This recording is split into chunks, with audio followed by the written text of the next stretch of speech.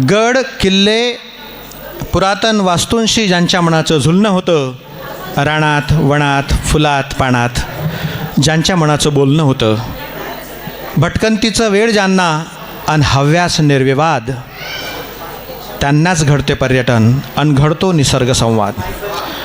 अशातच ज्यांच्या नशिबी गोड कधी थोडे आंबट, मनभावन येतात द्राक्षे, असेच आमचे लेखक आदरणीय पर्यटनकार निसर्गप्रेमी संदीपजी राक्षे यांना मी सन्मानाने व्यासपीठावरती निमंत्रित करतो.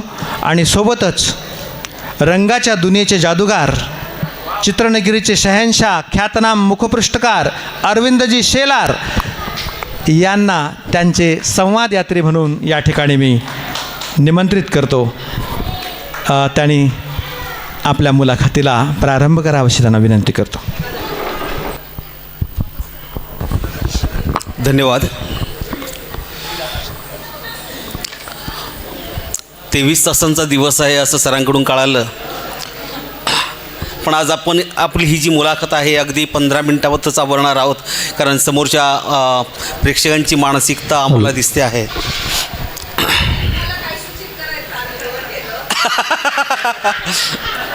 चला, अप्रत्यक्षपणे इतकं तर लक्षात आलं.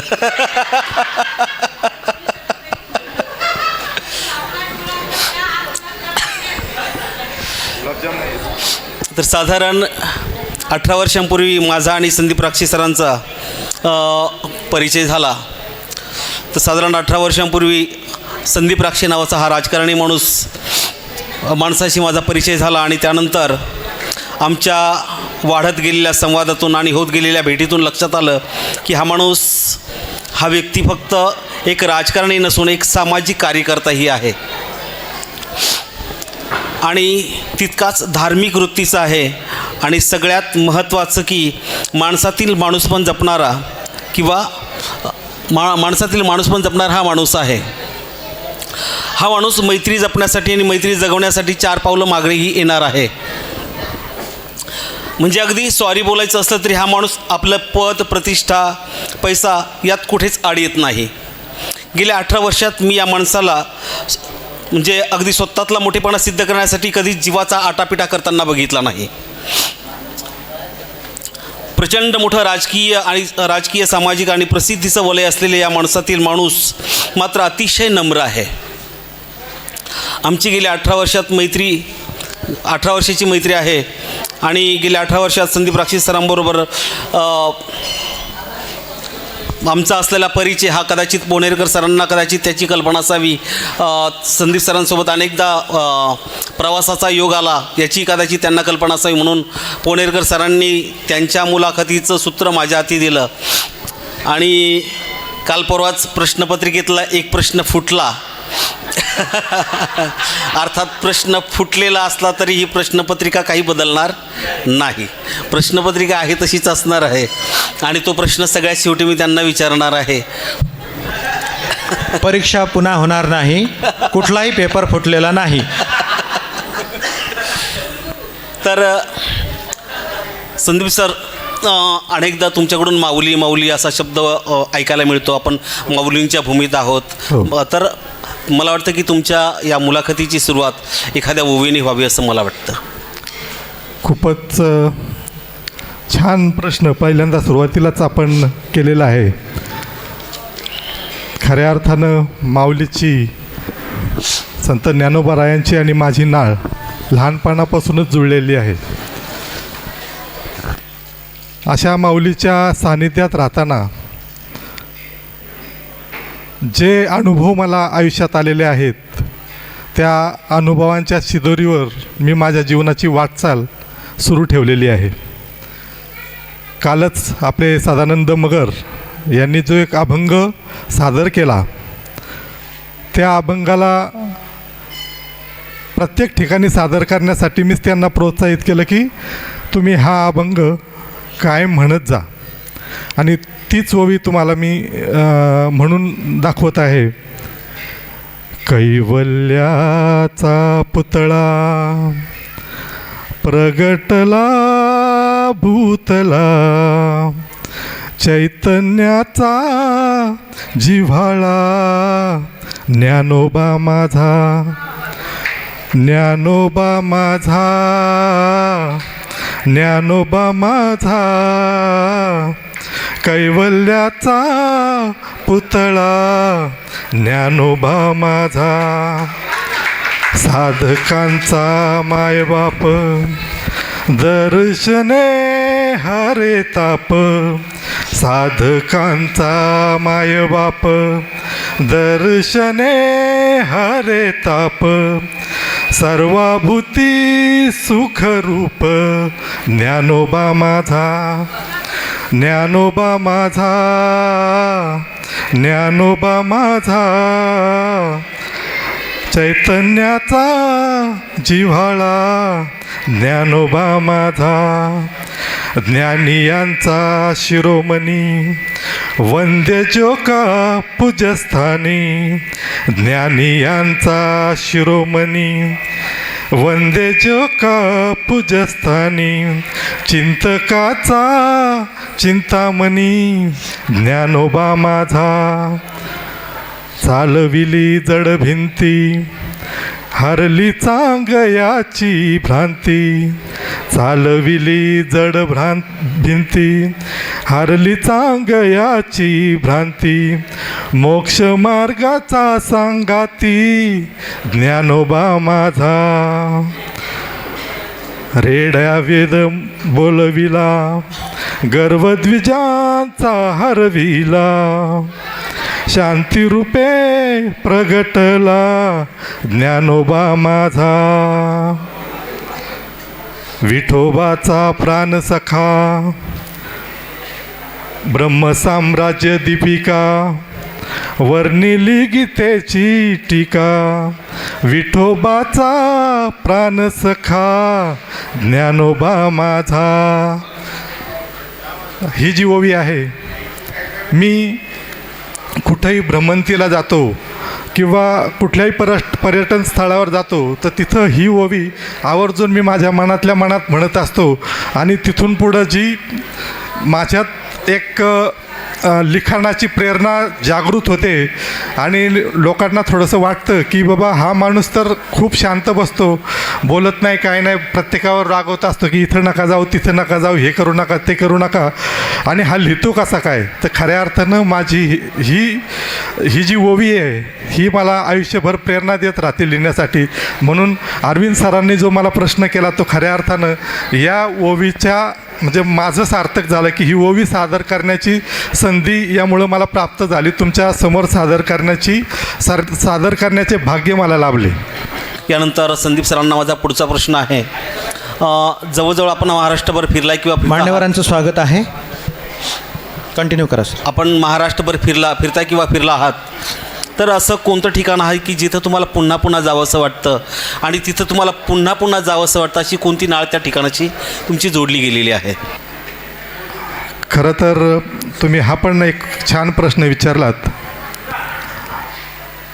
आयुष्यात बरीच अशी ठिकाणं येऊन जातात, पण मला पुन्हा पुन्हा जिथं जाण्याचा म्हणजे मोह होतो अशी ठिकाणं दोन आहेत. एक आहे संत ज्ञानोबारायांनी शेवटचे जे दिवस ज्या भूमीत व्यतीत केले, अशी आळंदीतील सिद्धबेट अशी एक भूमी आहे की तिथं इंद्र चंद्र आणि ऋषीमुनींनी खूप मोठी साधना केलेली आहे. खूप मोठं शिवपीठ आळंदी हे ओळखलं जायचं. तर तिथं माऊलींनी शेवटचे काही दिवस तिथं घालवलेले आणि तिथूनच माऊली समाधीला जिथं आता मंदिर आहे तिथं गेलेले आहेत.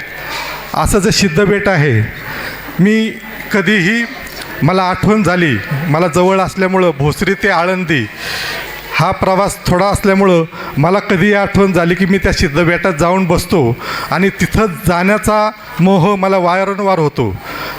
ते एक ठिकाण झालं.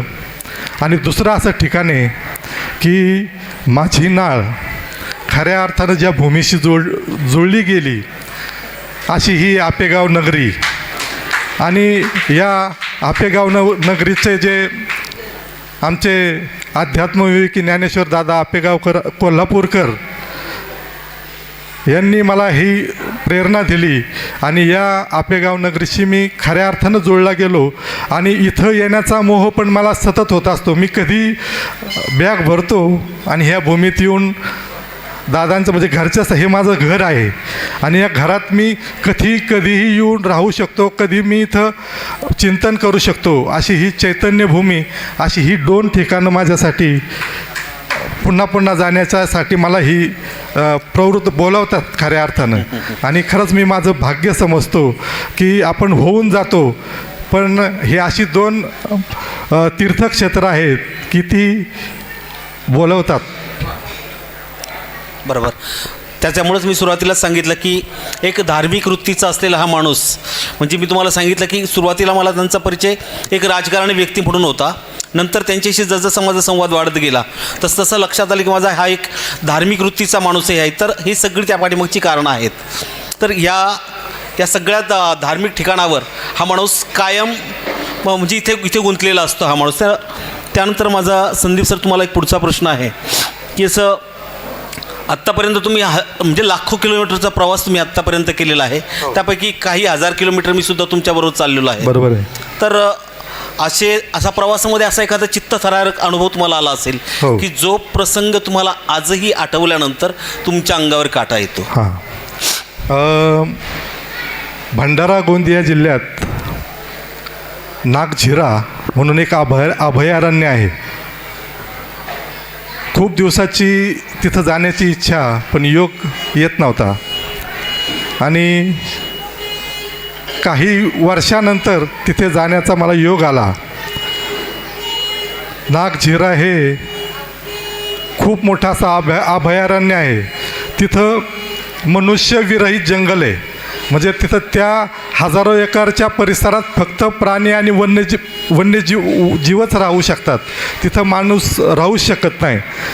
अशा ठिकाणी शासनाच्या वतीने खूप मोठं असं राहण्याचं ठिकाण तयार केलेलं आहे. तर तिथं कमीत कमी एक 10-12 माणसं राहू शकतात. अशा ह्याच्यातून तिथं जाण्याचा योग आला, जिथं पुरुषोत्तम माडगुळकर जे प्रवास वर्णनाचे माझे खरे प्रेरणास्थान आहेत, ते त्या भूमीत कमीत कमी 2 वर्ष राहिले. आणि त्या 2 वर्षात त्यांनी खूप काही पर्यटनाचा अभ्यास केला, तिथल्या वन्यजीवांचा अभ्यास केला आणि तिथून त्यांचं ते पुस्तक, बरेचशी त्यांची पुस्तकं तिथं तयार झाली.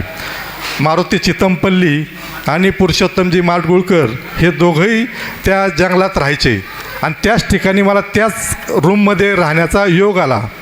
रात्रीचा आम्ही माझ्याबरोबर मला वाटतं मारुती सर होते. मारुती सर हे माझ्या प्रत्येक प्रवासात सोबतीला असतात. खऱ्या अर्थानं ते आज सिनेमॅटोग्राफर आहेत.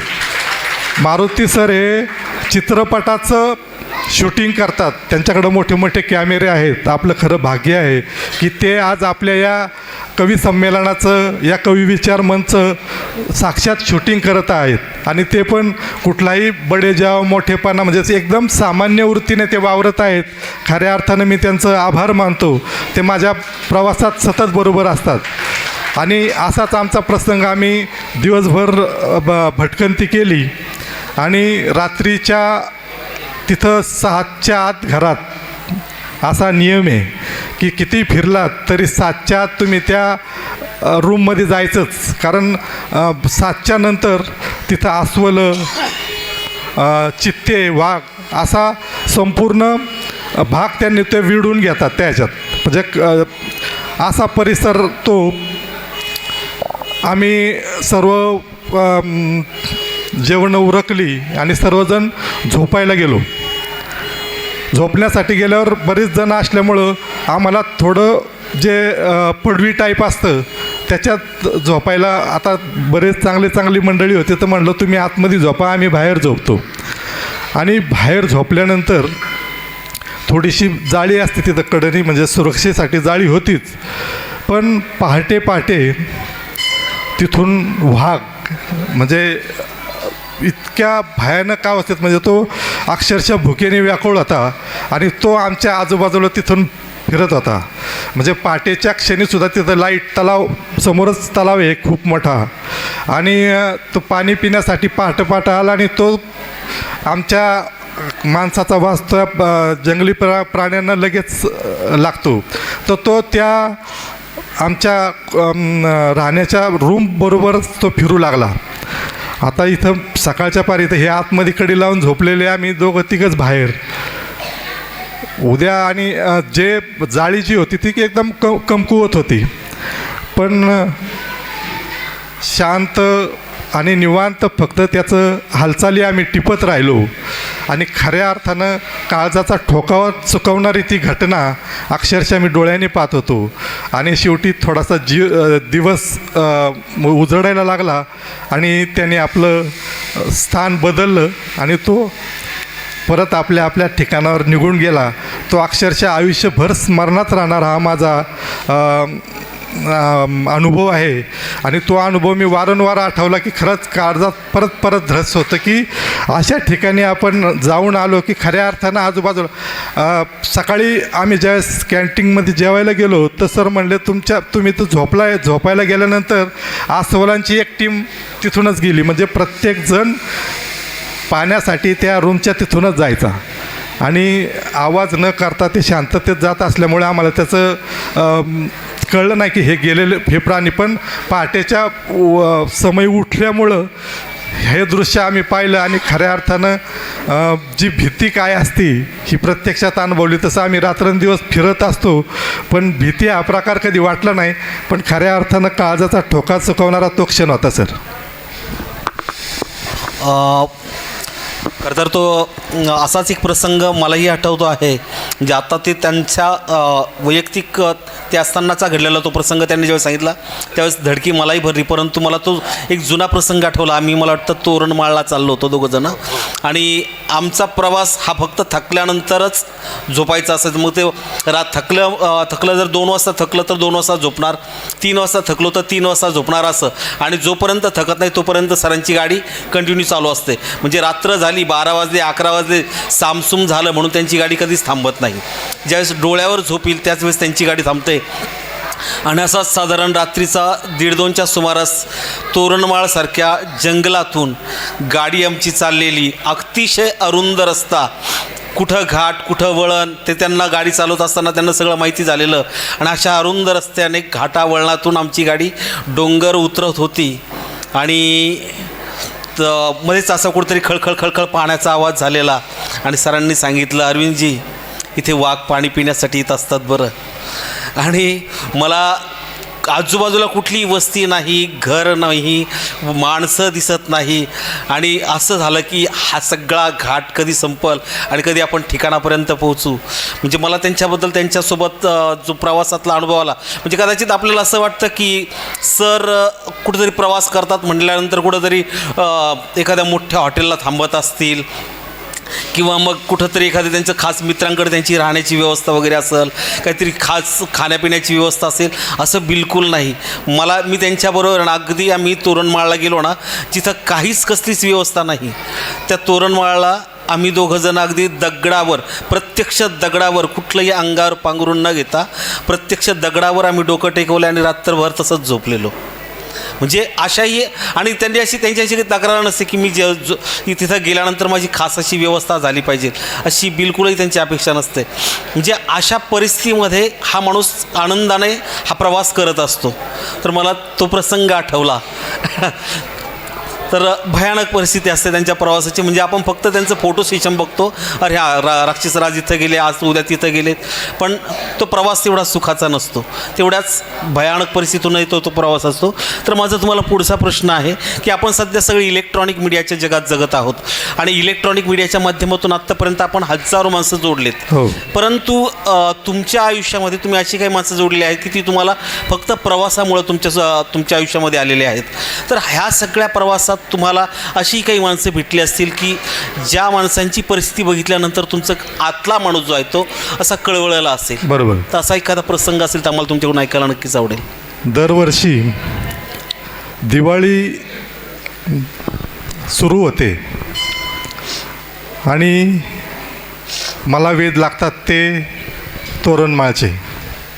कारण तोरणमाळ असा एक भाग आहे, जरी आपण आज 21व्या शतकाच्या सोडून आपण 22व्या शतकाकडे चाललो आहोत. तोरणमाळ असं ठिकाण आहे की जिथं अजूनही कुपोषित बालकांची संख्या आहे, कुपोषित लोकांची संख्या आहे. अक्षरशः तिथं अंगावर कपडेसुद्धा नसतात. म्हणजे महिलांना फक्त थोडेसे अंगवस्त्र झाकण्यासाठीच कपडे असतात. मुलं आणि पुरुष हे अक्षरशः उघडे फिरत असतात. आणि दिवाळी आली की मला तोरणमाळ आठवायला लागतं. खूप वर्ष झालं मी ज्यावेळेस पहिली सुरुवात केली त्यावेळेस आदरणीय दादांनी आणि आम्ही दोघांनी मिळून ते तिकडं आले नव्हते, पण माऊली जन्मसंस्थांच्या वतीने पहिला कपडे वाटपाचा आणि दिवाळी फराळाचा कार्यक्रम या जन्मसंस्थांच्या वतीने मी तोरणमाळला सुरू केला. 11 वर्षापूर्वी हा सोहळा मी सुरू केला. तो आज तागायत चालू आहे. ज्यावेळेस आम्ही तोरणमाळला जातो त्यावेळेस आदिवासी पाडे असतात. आदिवासी पाड्यात लाईटची सुविधा असते ना, चांगलं म्हणजे कारवींच्या भिंती आणि छप्पर म्हणजे गवताचं छप्पर असा हा आदिवासींचा राहण्याचा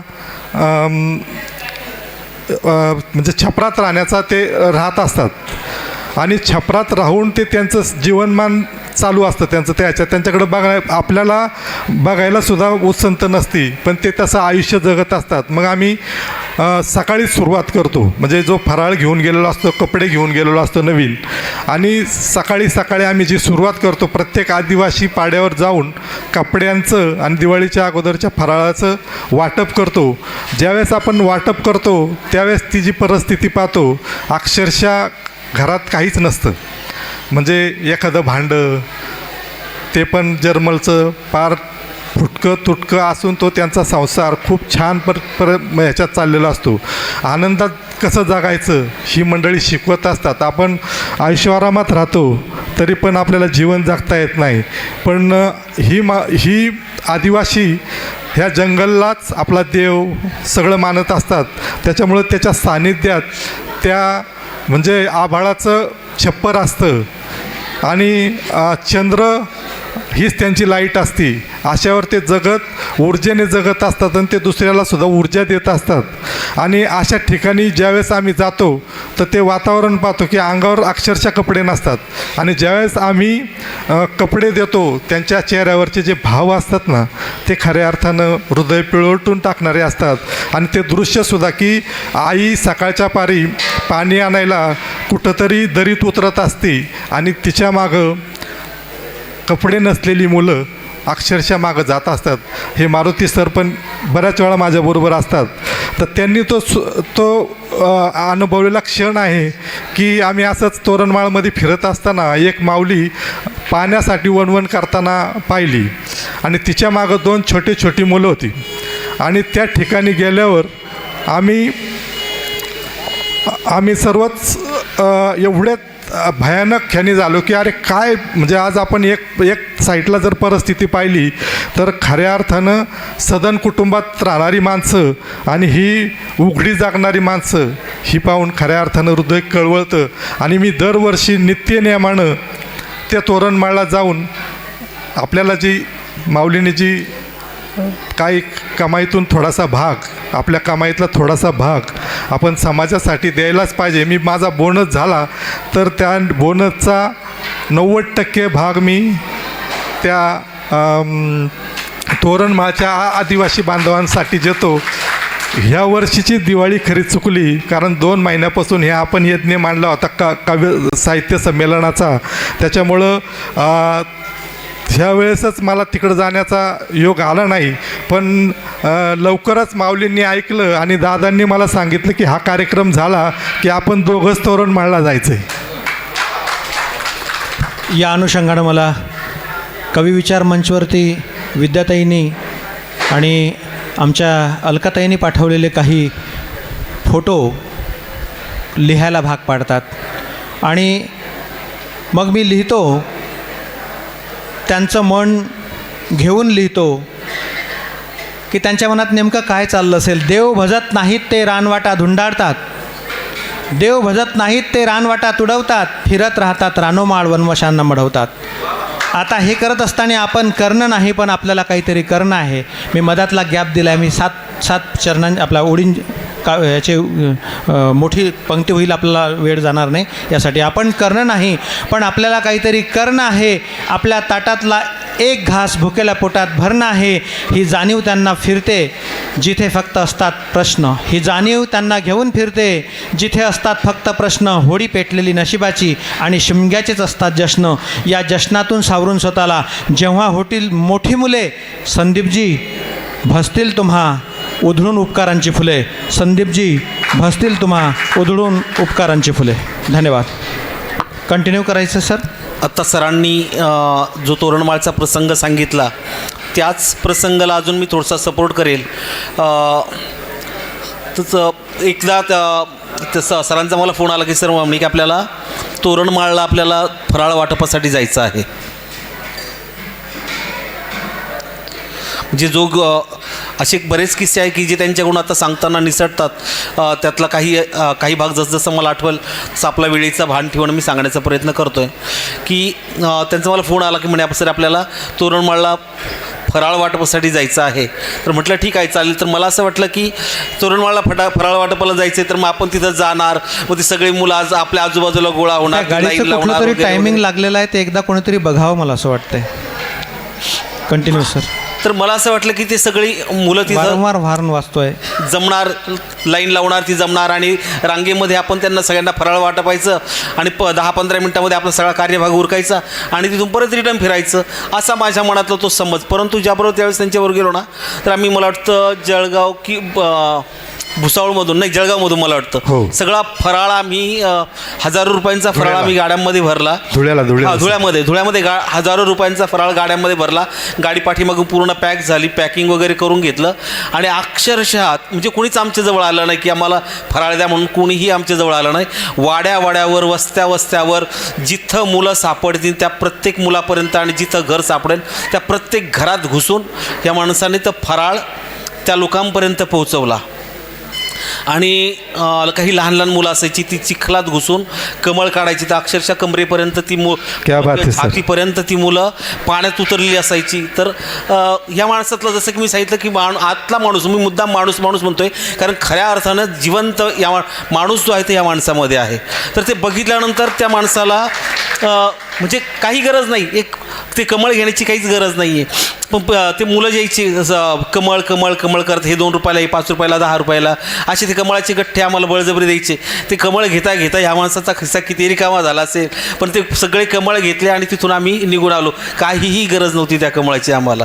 पण त्या निमित्ताने त्या मुलं जवळ येतात, तर त्या मुलांच्या हातात म्हणजे खिशात पैसा गेला पाहिजे एवढाच एक उद्देश. त्या प्रत्येक मुलाला फराळ द्यायचा आणि त्या मुलांकडून कमळ विकत घ्यायचं. तर असा हा सगळा प्रवास यांचा हा त्या तोरणमाळचा हा प्रसंग मला आता आठवला म्हणून मला पुढे सांगावासा वाटला. तर माझा पुढचा प्रश्न आहे संदीपजी, की राजकारण, समाजकारण आणि त्याच्यानंतर साहित्य, चित्रपट हा जसा तुमचा एक प्रवास आहे, तसंच तुमचा या प्रवासातील हा जो भटकंतीचा प्रवास आहे, तर या भटकंतीच्या प्रवासाची सुरुवात कुठून कशी झाली आणि त्याच्यानंतर तुम्ही या लेखनाला सुरुवात कशी केली, तर या प्रश्नाचं उत्तर मलाही ऐकायचं आणि समोरच्या आपले जे श्रोते आहेत त्यांनाही ऐकायचं आहे या प्रश्नाचं उत्तर.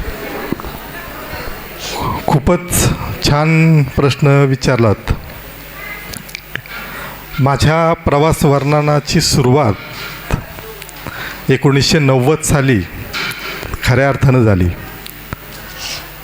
प्रवास वर्णन, लेखन हा माझा अजिबात बाज नाही. विविध क्षेत्रात काम करण्याची संधी मिळाली आणि त्या संधीचं सोनं करण्याचं काम फक्त मी केलं, आणि ते पण कुठल्याही अपेक्षाशिवाय. आयुष्यात माणसं काम करतात की माझं नाव व्हावं, मी काय आहे हे सांगावं.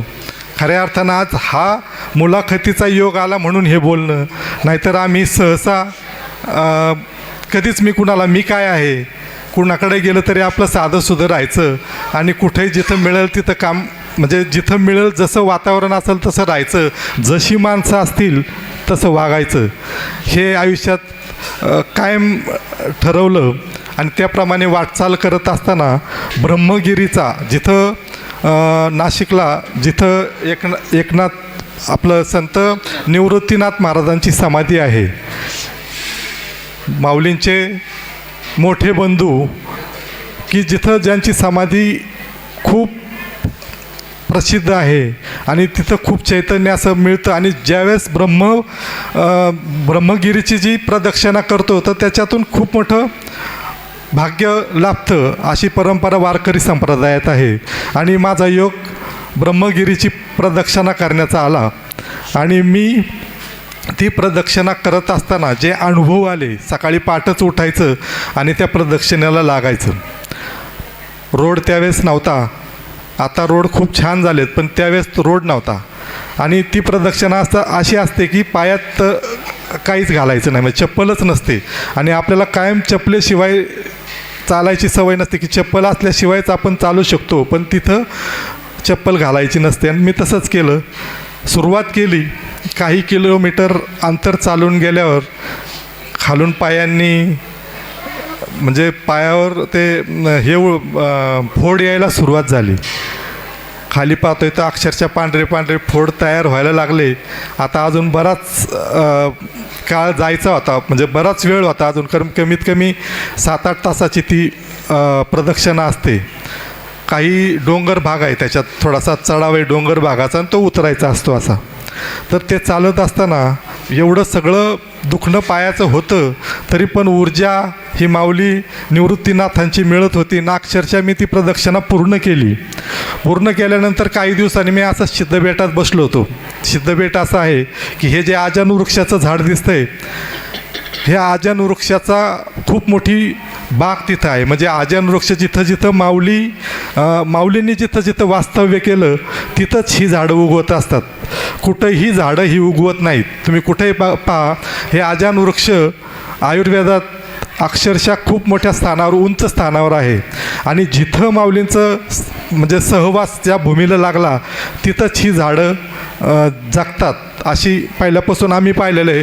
कारण एक तर हे इथं झाड आहे, म्हणजे जिथं माऊलींचा जन्म आहे, हे आजानू वृक्षाचं झाड हे इथं आहे. आणि त्याच्यानंतर सिद्धबेटावर खूप मोठं त्याचा व्याप आहे, म्हणजे खूप झाडं आहेत तिथं. आणि त्या तशा भूमीत गेलं की अक्षरशः असं वाटतं की चैतन्य इतकं जबरदस्त तिथं मिळतं की साक्षात माऊलींनी तिथं बऱ्याच रचना, अमृतानुभव असेल, बाकीचा सगळा कार्यभार त्यांनी तिथं हे केला. आणि मी तिथं बसलो असताना असं वाटलं की आपण ब्रह्मगिरीची परिक्रमा केलेली आहे, तर आपण ती थोडीशी लिहावी. आणि तिथं बसल्याच मी ती लिहायला सुरुवात केली आणि सहज फेसबुकला ती शेअर केली. कारण फोटो पहिलं फिरायचो तर मी वर्णन काय करायचो नाही, पण आपले असेच फोटो शेअर करायचो. आणि पहिल्यांदा मी ब्रह्मगिरीची ही हे जे प्रवास वर्णन लिहिलं ते मी शेअर केलं.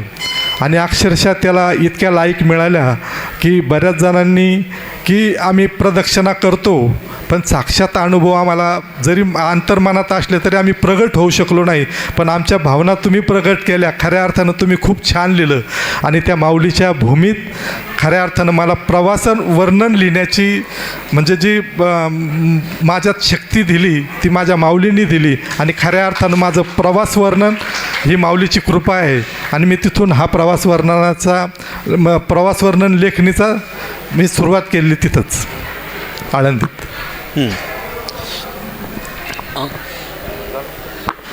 तर त्या बऱ्याच जणांना म्हणजे त्यांनी त्यांच्या लेखनाची सुरुवात कशी झाली तेही सांगितलं. परंतु आत्ता मी जसं सुरुवातीला सांगितलं की या माणसाने कधीच स्वतःचा मोठेपणा मिरवण्यासाठी कधीच अट्टहास केला नाही. म्हणजे तुम्ही कोण म्हटल्यानंतर संदीप राक्षे, बस एवढंच त्यांचं उत्तर असतं.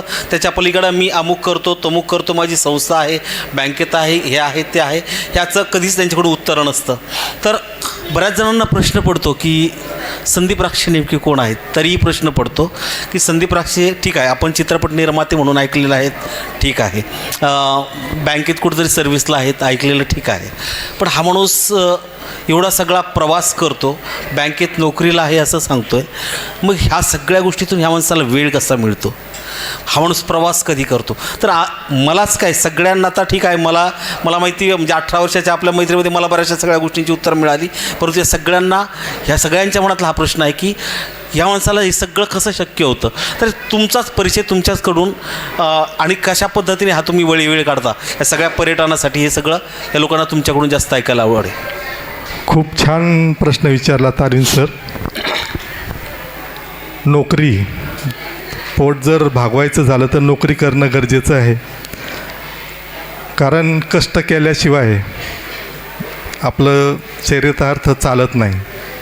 कष्ट तर केले पाहिजे. फुकटचं आपल्याला कोणी देत नाही आणि फुकटचं पचत पण नाही. मला माझ्या आयुष्यात कायम अनुभव आलेला आहे. 1 रुपया जरी चुकीचा कोणाचा घेतला तरी मला माझे 10 रुपये घालवायला लागतात. आणि मग त्याच्यासाठी मला नोकरी करणं गरजेचं आहे. मग मी बँकेत नोकरी करून हा सगळा व्याप सांभाळतो. शनिवार रविवार जो मिळतो म्हणजे सुट्टीचा दिवस असतो, रात्रीच शुक्रवारी रात्री प्रवासाला सुरुवात होते आणि रविवारी संध्याकाळी पहाटे 4-5 वाजता घरी जातो आणि 6 वाजता 7:30 वाजता उठून परत बँकेवर जॉईंट होतो. ही सगळी ऊर्जा माझ्या माऊलीची आहे. आणि खऱ्या अर्थानं ज्या वेळेस मी फिरतो तर ती प्रेरणा, हे सगळं ऊर्जा, ही सगळी त्या माऊलीची असल्यामुळं मी कधीच थकत नाही. म्हणजे मला आज जरी कोणी सांगितलं आपल्याला इकडे जायचं तर मी तयार होतो लगेच. आणि लगेच असं सगळं म्हणजे गाडीत सगळं साहित्य तयार असतं. आवाज दिला की निघायचं. दादांनीसुद्धा खूप वेळा आवाज दिला आणि मी त्यांच्या चरणी म्हणजे लगेच हजर झालो. आणि हा खरा म्हणजे ही जी कृपा आहे, ही ऊर्जा, ही सगळी माऊलीकडनं मिळते. आज मी माझी आश्रमशाळा आहे, यशवंतराव चव्हाण आश्रमशाळा भोसरीत आहे. 350 मुलं जी भटक्या विमुक्त जाती जमातीची मुलं आहेत. आज जर आपण पाहिलं शिक्षणाचं किती बाजार झालेला आहे. शिक्षण मिळणं कठीण झालेलं आहे. शिक्षण सहज मिळत नाही. लाखो रुपये, जरी 7 वर्षाचा जरी मुलगा असेल तर लाखो रुपये त्याच्यासाठी खर्च करायला लागतात. आणि खर्च करत असताना शिक्षण तुटपुंज मिळतं. आज हातावरची पोटं असणारी भटक्या विमुक्त जाती जमाती आहेत की जी आज इथं असतील तर उद्या कुठं जातील हे त्यांनाच माहिती नसतं. मग त्या मुलांनी शिकायचं कुठं? तर आदरणीय पवारसाहेबांनी 7 ते 8 अशा आश्रमशाळा सुरू केलेल्या आहेत महाराष्ट्रभरात. आणि त्या आश्रमशाळा ज्या भटक्या विमुक्त जाती जमातीतली मुलं असतात ते त्यांचे आईवडील त्या मुलांना तिथं सोडून देतात. त्यांच्याकडनं फी, पैसा किंवा काहीच घेतलं जात नाही. वर्षभरात त्यांना कपडे, त्यांचं रोजचं जेवण, नाश्ता हा सगळा संस्था पुरवते. आणि खऱ्या अर्थानं ह्या भटक्या विमुक्त जाती जमातीतली मुलं तिथं शिकून खूप मोठी होतात. माझ्या शाळेतली मुलींचा तर असा अनुभव होता की ह्या मराठवाड्यात पहिलं पारधी समाज खूप असायचा आणि हा पारधी समाजाचा खूप मोठा त्रास इथल्या लोकांना भोगायला लागायचा. मुलींचा अनुभव, माझ्या शाळेत ज्या मुली यायच्या तर मी त्यांना अनुभव विचारायचो की तुमचं जीवन कसं. तर त्या मुली अक्षरशः विदारक दृश्य कथन करायचे की आम्हाला लहानपणापासूनच माणूस कसा मारायचा हे शिक्षण घरी द्यायला जायचं. की माणूस एका क्षणात मारायचा कसा एक शिक्षण लहानपणापासूनच त्या मुलींना दिलं जायचं. आणि ते मग पुढं कंटिन्यू त्यांचा तो व्यवसाय सुरू राहायचा की रात्रीची लुटमार करायची आणि माणूस क्षणात कसा संपवायचा हे प्रशिक्षण त्यांना तिथं दिलं जायचं.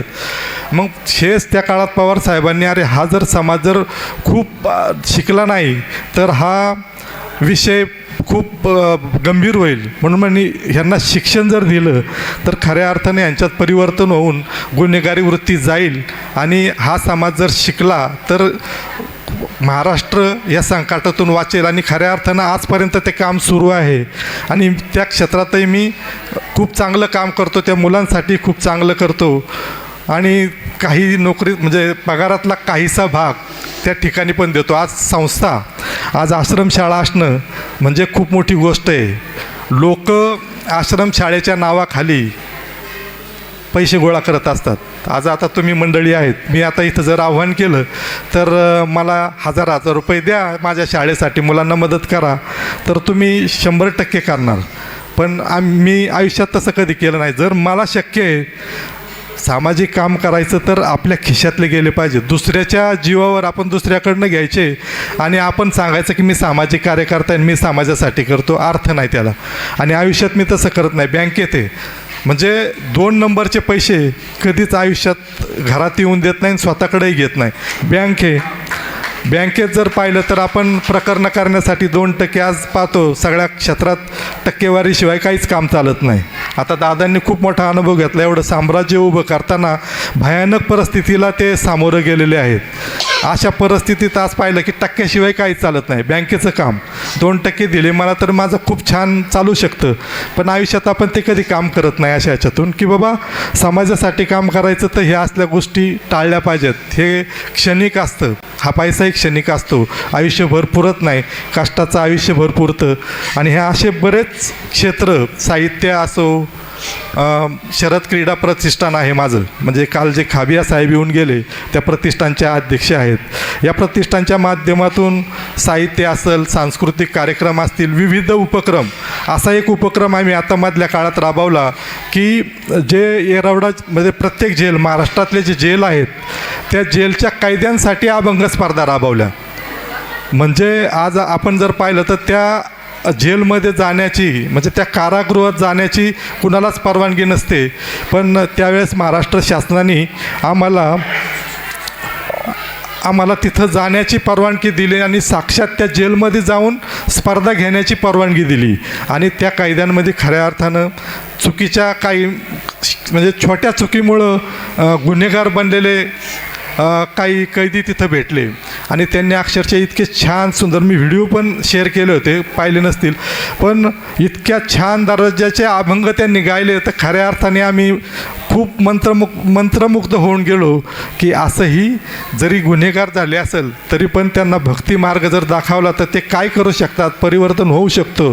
आणि अशी कामं आम्ही सतत करत असतो. चांगलं काम करायचं आणि पुढं चालायचं हाच विषय कायम डोक्यात असतो. आणि अशा याच्यातूनच बरीच म्हणजे संस्था असतील याच्यातून काम करत राहायचं. बाकीचा विषय म्हणजे प्रसिद्धीसाठी काय करायचं नाही. ह्या अशा संस्था चालवत असताना अडचणी येतात, त्रास होतो. पण शेवटी आपण माणूस आहोत. समाजासाठी आपलंही देणं आहे. आपणही काहीतरी दिलं पाहिजे. आपल्या कमाईतला थोडासा भाग समाजासाठी खर्च केला पाहिजे हीच भावना ठेवून कार्यरत असतो. म्हणजे पुण्यामध्ये भोसरीमध्ये त्यांची एक जी आश्रमशाळा आहे, आजही त्यांनी सांगितलं त्या पद्धतीने एवढ्या वर्षात मी त्यांना कधीच संस्थेसाठी कुठूनही लोकांकडून पैसा घेताना मला ते दिसले नाही. उलट त्यांचा पैसा, त्यांच्या खिशातला पैसा वेगवेगळ्या संस्थांना जातो. आपल्या मंचवर पण त्यांनी अनेकांची मदत केलेली आहे. आताही त्यांचं जे पुस्तक आलेलं आहे हेमल कसा नावाचं, एक रोमहर्षक प्रवास, तर त्याही पुस्तकाच्या विक्रीतून येणारा पैसा हा त्या हेमलकसाच्या संस्थेला जाणार आहे. तोही पैसा त्यांच्या खिशामध्ये जाणार नाही किंवा त्यांच्या संस्थेला जाणार नाही. तोही पैसा सगळा ते हेमलकसासाठी पाठवत आहेत. तर अशा पद्धतीने या माणसाचा हा सगळा प्रवास सुरू आहे. आणि बऱ्याच प्रश्नांची त्यांनी आपल्याला छान पद्धतीने उत्तरं दिलेली आहेत. परंतु जो आपल्याला फुटलेल्या प्रश्नपत्रिकेतला जो प्रश्न होता तो मात्र आपल्याला विचारायचा आहे त्यांना. कारण तो प्रश्न विचारल्याशिवाय आपली मुलाखत काय पूर्ण होणार नाही. तर ते तुम्ही रेडी आहात ना? हां, कुणाला जर अजून कॅमेरा ऑन करायचे असेल तर कॅमेरा ऑन करू शकता. कारण अतिशय महत्त्वाचा आणि त्यांच्या पर्सनल आयुष्याचा मी तो प्रश्न त्यांना विचारतो आहे. तर रेडी आहात तुम्ही पण उत्तरासाठी? खरं तर सरांनी ज्या दिवशी पोस्ट केली तर माझा BP हाय झाला होता. कारण अनेक संकटांवर मात करत हे काव्य संमेलन अक्षरशः चांगल्या स्वरूपात झालं. दादांनी खूप मोठा आशीर्वाद दिला आणि खऱ्या अर्थानं साहित्य संमेलन खूप छानपणे पार पाडलं. आणि त्यात सरांनी हा धक्का दिला. थोडासा दिवस खराब गेला, पण चला म्हटलं सामोरं तर जायलाच पाहिजे. जे विचारतील त्याला आपण उत्तर देऊयात. आणि इतका हक्काने प्रश्न त्यांना फक्त ग्रुपवर मीच विचारू शकतो, ही त्यांना कल्पना आहे. कारण 18 वर्षांची जे घनिष्ठ नातं आहे त्याच्यातून तर एवढा प्रश्न मी त्यांना हक्काने नक्कीच विचारू शकतो. तर अगदी कुठले साडेविडे न घेता अगदी सरळ सरळ प्रश्न विचारतो की तुम्ही ज्यावेळेस हा प्रवास करत असता त्यावेळेस तुमच्या बंद काचीच्या गाडीमध्ये तुमच्यासोबत अजून कोण असतं? हा फक्त माझा एकट्याचाच प्रश्न नाही, तर अनेकांच्या समोर उभे असलेला, म्हणजे ते बोलत नाहीत ते लोक, पण त्यांच्या मनातला हा प्रश्न आहे की हा माणूस हजारो किलोमीटर कायम प्रवास करतो, तर या माणसाच्या बंद गाडीच्या म्हणजे काचबंद गाडीमध्ये आतमध्ये नेमकं अजून कोण असतं? आणि ह्या माणसाचं नक्की काही कुठं सुरू तर नाही ना? तर असेल तर नक्की बिंदास सांगून टाका आम्हाला तुम्ही. आता जोपर्यंत मी होतो तोपर्यंत काय मला कोणी दिसलं नाही, पण आता मी गाडीतून उतरल्यानंतर पुढे जर कोणी बसत असेल तर आपल्याला काय माहीत नाही, तर तुम्ही त्या प्रश्नाचं उत्तर आम्हाला बिंदास देऊन टाका. नक्कीच देतो. माझ्याबरोबर संगीता असते. संगीता लहानाचं मोठं होत असताना खूप काही प्रेरणा देऊन जातं ते संगीत. कितीही संकट आली, कितीही व्यथित झालो, तर ती संगीता खऱ्या अर्थानं प्रेरणा देते, उत्साह देते, आणि ती माझ्या गाडीत सतत माझ्यासोबत असते. जरी दादांसारखे योगी पुरुष जरी माझ्यासोबत असले तर ती संगीता माझ्यासोबतच असते, हे कायम लक्षात ठेवा. कारण मी तिथं हात लावल्याशिवाय ते चालू झाल्याशिवाय मला खरंच ऊर्जा मिळत नाही. आणि आज आम्ही प्रवास करतो, जर हे कोणी नसतील, आता माझ्यासोबत साळुंके संतोषराव साळुंके सर, जे कल्याणजी गायकवाडांचे साडू आहेत, ते पण सामान्यपणे इथं वावरत आहेत. म्हणजे ह्या आपल्या संमेलनात सहभाग त्यांनी घेतलेला आहे. मारुतराव तायनाथ म्हणजे जे कायमच असतात, कधी अरविंद सर असतात, कधी आमचे दादा असतात, कधी शिवाजी महाराज असतात. ह्या प्रवासात माझ्यासोबत खूप सारे बडी मंडळी असतात. माझ्यापेक्षा खरंच माझं भाग्य आहे की माझ्यासोबत अशी मंडळी प्रवासाला असतात. आणि मी इतका छोटा असूनही ते मला म्हणजे मुलाप्रमाणे प्रेम करतात, हे माझं भाग्य आहे. आणि ही अशी संपत्ती आयुष्यात कधी कुणालाच मिळणार नाही. किती जरी करोडपती अब्जाधीश असला तर तो आनंद कुणालाच मिळू शकत नाही. आणि संगीत हे खऱ्या अर्थानं माझ्या आयुष्याचं एक प्रेरणास्थान आहे. आणि ती संगीता माझ्याबरोबर कायम सोबत माझ्या असते, कायम असते, राहील. मी जोपर्यंत श्वासात श्वास आहे तोपर्यंत संगीता माझ्या आयुष्यात राहील. अतिशय छान उत्तर दिलं. तर म्हणजे हा त्यांचा कॉलेजपासूनचा संगीतासोबतचा प्रवास आहे, तो आजपर्यंत इथे आला आणि तो पुढे नक्की सुरू राहील. कारण संगीताशिवाय ते राहू शकत नाही, हे अगदी निर्वाद सत्य आहे. तर अतिशय आपल्या सगळ्यांच्या प्रश्नाची त्यांनी अतिशय छान उत्तरं दिलीत. धन्यवाद संदीपजी. आणि मंचाने आमच्यासाठी त्यांच्यासाठी हे छान व्यासपीठ उपलब्ध करून दिलं आणि त्यांची मुलाखत घेण्याचं भाग्य मला मिळालं, त्याबद्दल मंचाचेही आभार मी या ठिकाणी व्यक्त करतो. आणि या ठिकाणी थांबण्यापूर्वी संदीप सरांचा आपल्याला जो परिचय आहे तो फक्त एक सामाजिक कार्यकर्ता, राजकीय कार्यकर्ता किंवा लेखक इतकाच आहे, परंतु ते एक उत्तम कवी देखील आहे. ते फार कमी लोकांना माहिती आहे. त्यांनी त्या काळात काही कविताही लिहिलेल्या आहेत, तर त्यांच्या कवितेशिवाय या मुलाखतीची सांगता होऊ शकत नाही. त्यामुळं ही मुलाखत थांबवण्यापूर्वी आपण त्यांच्याकडून त्यांची एक कविता नक्की ऐकू. तर एक तुमची कविता ऐकायला आवडेल. नक्कीच. मी खूप वर्षापर्यंत म्हणजे साहित्य क्षेत्रात नसतानासुद्धा एक कविता खूप वर्षापर्यंत लिहून ठेवली होती. ती सादर करण्याची माझी ताकद नव्हती. मला बोलण्याच म्हणजे खरं असं काय आहे, माझ्याकडे एक वीक पॉईंट असा आहे की मी लिहू शकतो, बोलू शकत नाही, मांडू शकत नाही. आज माऊली कृपेने खऱ्या अर्थाने ही मुलाखत देण्यास ती प्रेरणा, म्हणजे खरं मी व्यक्तच होत नाही कधी. म्हणजे कुठे इतके वर्ष दादा माझ्यासोबत आहे, मी व्यक्त नाही होत, मी लिहून पाठवतो. आणि लिहिण्याची ताकद ती माऊलीने दिलेली आहे, ती मी पुरेपूर वापरतो. बोलू शकत नाही मी. आज खऱ्या अर्थाने एवढी मुलाखतसुद्धा देऊ शकलो नसतो, माझ्याकडं एवढं बोलण्याचं सामर्थ्य नाही आहे. पण आज मी हा पण चमत्कार समजतो की मी इतकं छान बोलतो आहे, ही माऊलीची कृपा आहे. तर मी खूप वर्षापूर्वी ही कविता लिहिलेली आहे, बऱ्याच ठिकाणी ही सादर केली. जिथं वृद्धाश्रम असतील तिथं तर हे आवर्जून सादर करतो. आणि बऱ्याच ठिकाणी तिला म्हणजे पोनेरकर सारख्यांच्या सारख्यांनी मला 500 रुपये भेट दिलेली या कवितेसाठी. आणि खरंच ते माझं भाग्य समजतो की माझ्या कवितेला अशा विद्वान कवींनी त्याला दाद द्यावी आणि त्यांच्याकडनं मला बक्षीस मिळावं, हे खऱ्या अर्थानं त्या कवितेचं यश आहे. मी ती कविता सादर करतो. बायको मिळाली जरी पोळी मधाची, बायको मिळाली जरी पोळी मधाची, आठवण ठेवावी तू आईच्या दुधाची, आईच्या दुधाची. कडेवर खांद्यावर तू खेळलास वेड्या, कडेवर खांद्यावर तू खेळलास वेड्या, दिनरात मांडीवर त्या लोळलास वेड्या, दिनरात मांडीवर त्या लोळलास वेड्या.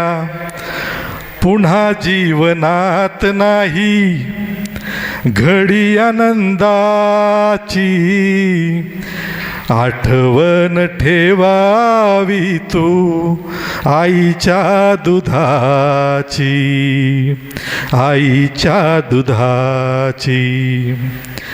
या विश्वात अमर आहे माऊलीची माया, या विश्वात अमर आहे माऊलीची माया. बाळाच्या सुखासाठी ती झिजवीती काया, बाळाच्या सुखासाठी ती झिजवीती काया. तिच्या जीवनात नसती अपेक्षा कशाची, तिच्या जीवनात नसती अपेक्षा कशाची, आठवण ठेवावी तू आईच्या दुधाची, आईच्या दुधाची. जन्मदात्या आई बापाला विसरू नको रे, जन्मदात्या आई बापाला विसरू नको रे, आश्रमात आई बापाला पाठवू नको रे, आश्रमात आई बापाला पाठवू नको रे.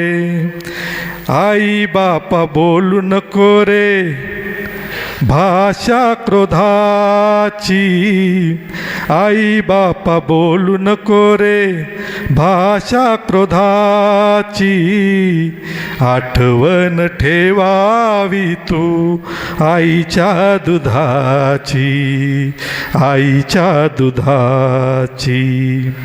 मायेच्या रे ओलाव्यात साठवू नको रे, मायेच्या रे ओलाव्यात साठवू नको रे, आश्रमात आई बापाला पाठवू नको रे, आश्रमात आई बापाला पाठवू नको रे. अपेक्षा तू कर रे बाळा आशीर्वादाची, आठवण ठेवावी तू आईच्या दुधाची, आईच्या दुधाची. खऱ्या अर्थाने प्रेरणा देऊन जाणारी ही रचना होती. आणि याचबरोबर हा मुलाखतीचा कार्यक्रम आपण या ठिकाणी थांबवतोय, कारण सरांनी सांगितले की आपल्याकडे फक्त 23 तासाचा आजचा दिवस आहे, परंतु ते 23 तासही आम्हाला पुरणार नाहीत. संदीप सरांकडं इतक्या सगळ्या गोष्टी आहेत सांगण्यासारख्या, तरीही आपल्याला काही नियमांचं आपल्याला पालन करावं लागणार आहे आणि आपल्या या ठिकाणी आपल्याला थांबावं लागत आहे. धन्यवाद.